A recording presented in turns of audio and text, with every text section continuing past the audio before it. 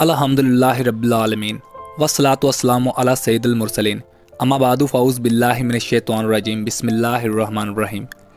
अस्सलामु अलैकुम दोस्तों, मैं हूं आतिफ़ कुरैशी और आप देख रहे हैं वॉइस ऑफ आतिफ़।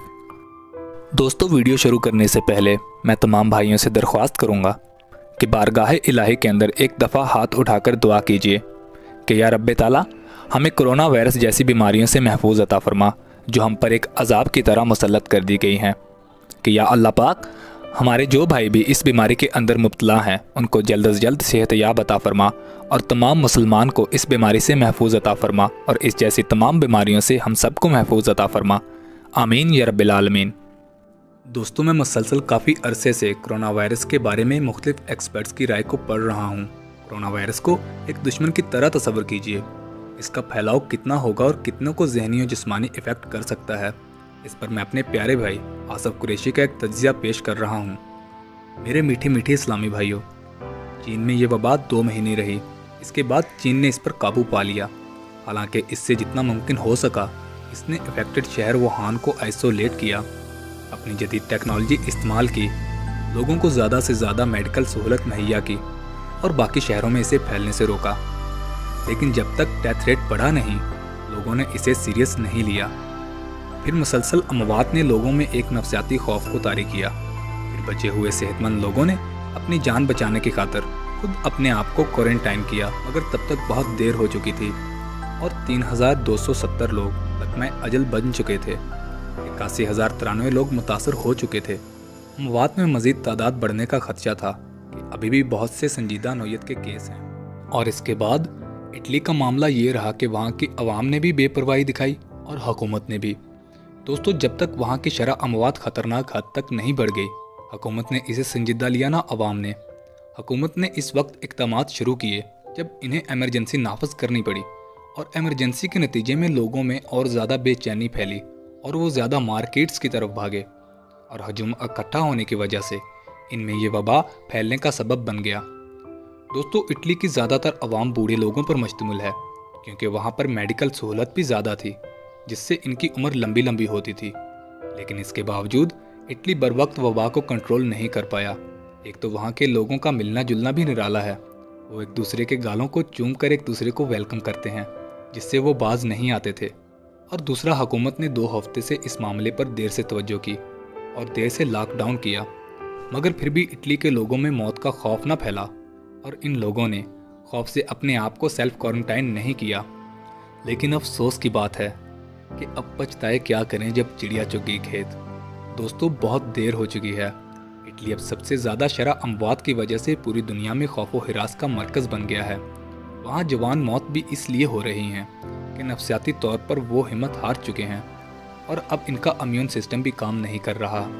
मगर 2 दिन से इनकी शरह अमवात में कमी आ रही है कि जितनों को शुरू के दिनों में इस वायरस में मुब्तला होना था वो हो चुके हैं और अब जो हॉस्पिटल में सीरियस केसेस हैं वही मर रहे हैं, बाकी सब घरों के अंदर महसूर हैं। अब तमाम लोग इक़दामात उठा रहे हैं। जो हुकूमत बार बार अपने लोगों से अपील कर रही थी कि आप खुद से सेल्फ क्वारंटाइन कर लें, लेकिन हमारे पाकिस्तानियों की तरह इन्होंने भी इस बात को मजाक समझा और मौत का मजाक उड़ाया। जबकि वो क़यामत को देख रहे हैं तो ना इन्हें किसी हुकूमत से शिकायत है और ना किसी और से। अगर किसी से शिकायत है तो सिर्फ अपने आप से। क्यों इन्होंने खुद से अपने आप को घरों में महसूर नहीं किया? आज से करीब 1 माह पहले 19 फरवरी को इटली में सिर्फ 3 केसेस थे, मगर अब पिछले 5-6 दिन से फौज आती है और 400-500 लाशें बख्तरबंद गाड़ियों में उठाकर ले जाती है और अहले खाना को दफन करने की जगह बता दी जाती है, क्योंकि ना कोई जनाजा होता है, ना कोई दफनाने का इंतजामात कर पाता है और ना ही कोई आखिरी दीदार के लिए अपने घर से निकलता है। दोस्तों, अब सवाल ये उठता है कि ये वबा 2 महीने ही क्यों किसी मुल्क में ज़्यादा से ज़्यादा रहती है। इसका अहम नफसियाती नुक्ता ये सामने आया है कि 1 महीने में जब ये वबा पूरी तरह फैल जाती है और 3 हफ्तों बाद या 2 हफ्तों बाद अमवात बहुत तेज़ी से बढ़ने लग जाती है तो लोगों में खौफ व हिरास बढ़ जाता है। फिर वो अपने आप को सेल्फ आइसोलेट करने लग जाते हैं। इसके बाद नए केसेस सामने आना बंद हो जाते हैं। दोस्तों, चाइना में इटली के मुकाबले में नुकसान इसलिए कम हुआ क्योंकि इन्होंने वुहान को पूरी तरह लॉकडाउन कर दिया था और बाकी शहरों में इतना नहीं फैलने दिया, जबकि इटली ने फैलने दिया। प्यारे भाइयों, چاہے حکومت کے پاس ایک بھی سہولت نہ ہو، لیکن اگر عوام میں شعور آ جائے تو انہیں کچھ بھی نہ کرنے کی ضرورت پڑے گی اور یہ وبا 1 مہینے میں خود ہی ختم ہو جائے گی۔ لیکن پاکستانیوں، ایسا نہ ہو کہ شعور آتے آتے ہم اپنے بہت سے پیاروں کو کھو چکے ہوں اور خود بھی نفسیاتی طور پر اتنا پیچھے جا چکے ہوں کہ پھر آگے کی زندگی جینے کی ہمت ہی نہ رہے۔ میرے پیارے مسلمان بہن بھائیوں، اگر آپ چاہتے ہیں کہ اگلے کچھ ہفتوں میں پاکستان میں کفن مہنگا نہ ہو تو برائے کرم اپنے گھروں میں رہیں اور تمام احتیاطی تدابیروں پر سختی سے عمل کریں۔ دوستو، کسی کو ڈرانا میرا مقصد بالکل بھی نہیں ہے۔ احتیاط کریں اپنے لیے اور اپنے پیاروں کے لیے۔ دوستو، حضرت عبد الرحمن بن عوف رضی اللہ تعالیٰ عنہ کہتے ہیں کہ میں نے رسول اللہ صلی اللہ علیہ وآلہ وسلم کو فرماتے ہوئے سنا ہے کہ جب تم کسی زمین کے بارے میں سنو کہ وہاں طاعون پھیلا ہوا ہے تو تم وہاں نہ جاؤ، اور جس سرزمین میں وہ پھیل رہا ہے اور تم وہاں ہو تو طاعون سے بچنے کے خیال سے وہاں سے بھاگ کر کہیں اور نہ جاؤ۔